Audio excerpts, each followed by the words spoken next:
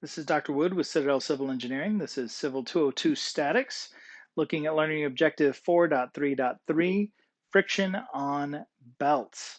And so in this lecture, we're going to learn concepts that again will pay off in later classes and talk about friction acting on belts. So this is a picture from your textbook. This is section 8.5 that looks at friction due to belts. So this is not your classic frictionless pulley. This is instead a fixed object with a belt sliding across the top of it. And if we think about the impending motion, what we're going to get is along that surface, we're going to get a whole bunch of little friction things, right? Acting. And when we do that, we'll need to integrate all of that to end up and get the actual change in forces that go on. So this is using the notation that's found in your FE reference handbook. We're all super excited to do the integration, or we could just look at our textbook, say, yes, that's the integration, and go to our FE reference handbook on page 73 and find the situation where F1 is equal to F2E raised to the mu theta. So that is our friction equation. And this is from our FE reference handbook, page 72, I believe. Nope, 73. And if we look at this, what we will notice is that F1 is going to be greater than F2. Is that right? F1 greater than F2? Yes.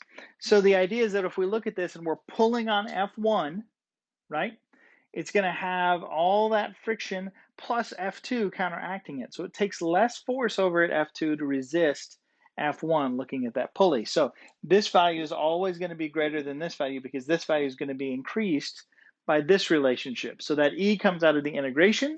Mu is our coefficient of friction between the belt and whatever the object it's rotating around.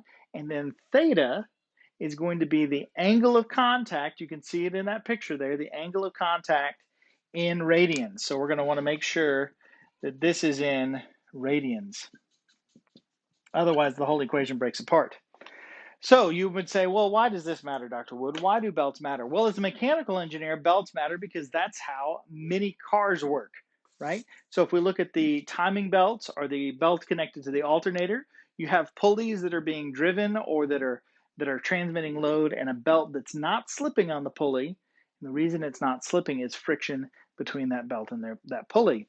Or we could think about, as a civil engineer, we could talk about a cathead system or something like that. So let's look at what one of these systems. Ooh, here's one of my favorite uses for belt friction. It matters so much. So this is a little clip from one of my favorite movies or TV shows growing up.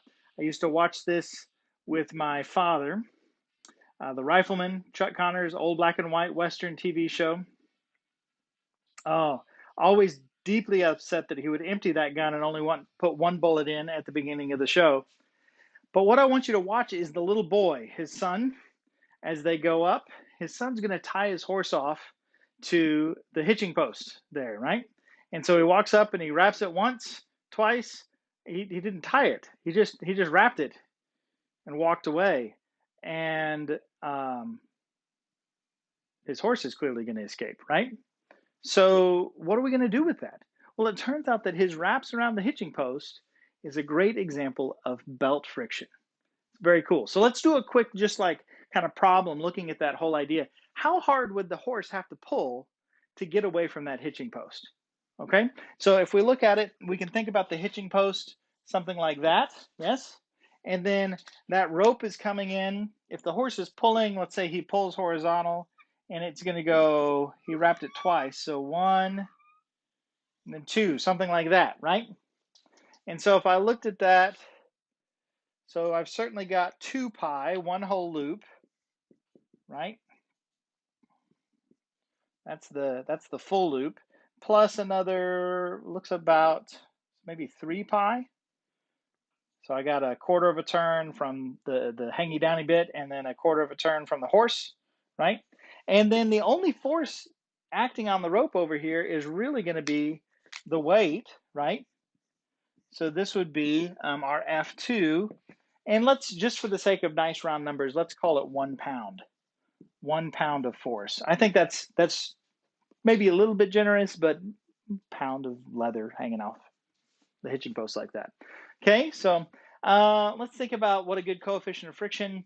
Let's just guess something. I'd imagine it'd be pretty high. It looks like a pretty rough hitching post. Let's say something like let's say 0.8. What do y'all think? 0.8 coefficient of friction there? And let's take a look. What would F1 have to be? Well, F1 is going to be how hard the horse pulls, right? F1, and that's going to be from the horse. Pretty big animal. Could probably generate a fair amount of force. So F1 is going to be equal to F2, so 1 pound, times E raised to the 0.8 times 3 pi. Okay, what's that going to look like? Well, let's grab our handy dandy calculator. We're going to say 1 times E raised to 0.8 times 3 times pi. So that'd be around E raised to the 9th. And I get 181 pounds of force. So just that 2 wraps, and that horse is going to have to apply around 2,000 pounds to break that cable loose.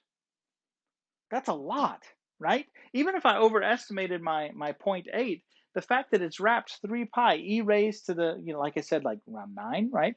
That gives me a whole lot of force I can deal with, right?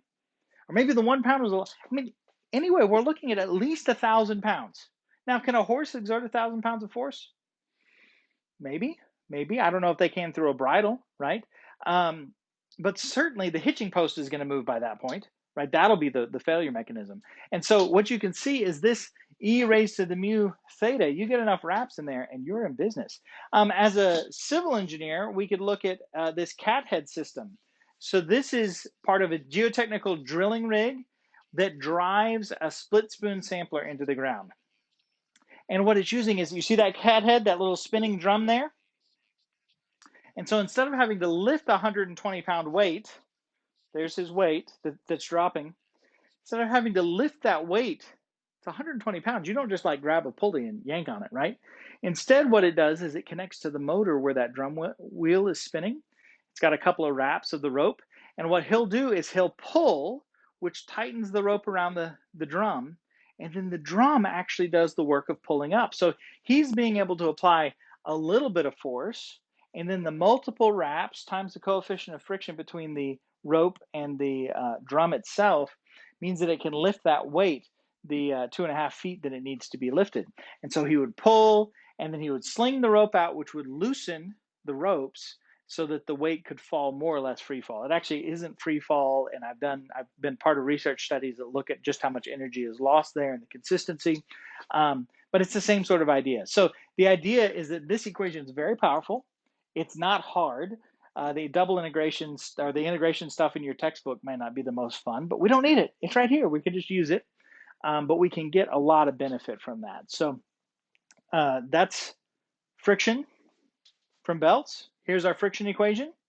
And then we were just able to do some calculations there to get it to be impending motion. Presumably the horse is going to pull a lot less than that, and therefore the horse won't go anywhere. That would be a case 1, no impending motion. All right, I think we've connected it all together. Have fun. See you in class. We'll work an example problem.